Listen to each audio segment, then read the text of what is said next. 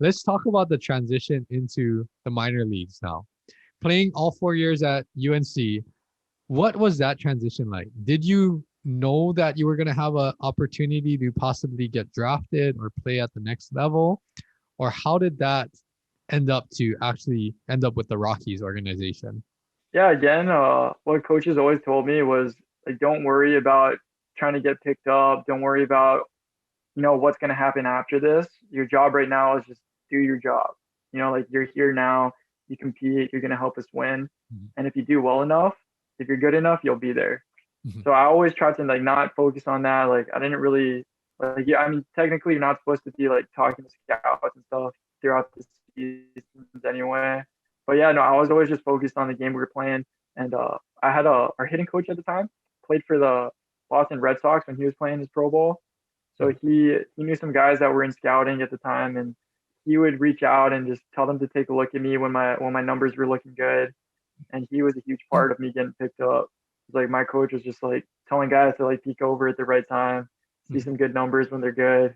So as a hitter, because that seems to be your specialty, what were some of your best years in college? What were some of the numbers and what were you doing at the collegiate level, hitting wise, and share a little bit about that?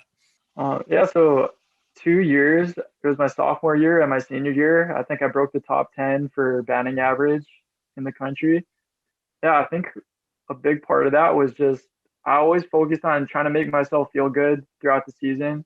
Mhm. So hitting, it's such a mental game at the college level. It's like you're getting enough reps throughout the fall where like you know your swing, you know yourself. It's like everybody's putting in the same work. Mhm. And then come season time, it's more about like who can stay confident throughout the season, like who can take care of themselves so they're feeling good every day. And I feel like I always did a good job with that. Just like saying no to the Friday nights and everyone wants to go out and do things. They want to stay up late and just being committed to the task at hand. I think really was a big part of that.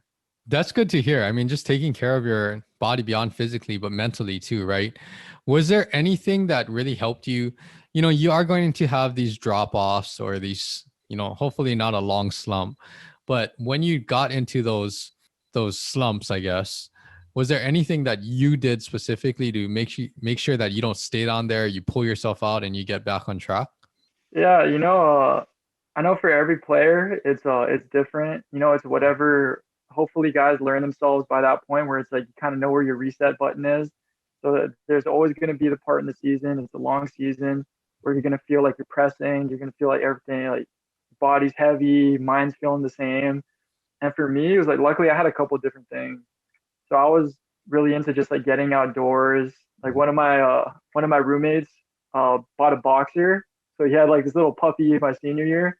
So we would always go out and just luckily we're in Colorado, so we could just enjoy the scenes. We could go for a drive out to the mountains. Yeah, but I guess it was not always the same for me. Like when I was a sophomore, the year I hit 400, I remember the thing that put me in a good mental state, and like I wouldn't recommend this to players, but I was playing video games like every morning.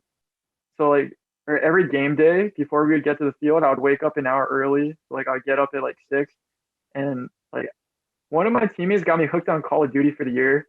Or like so it was yeah like some mini game in Call of Duty, and I remember like that hour of just like kind of like zenning out in the morning over video games just kind of put me in the state of mind where I was ready to hit.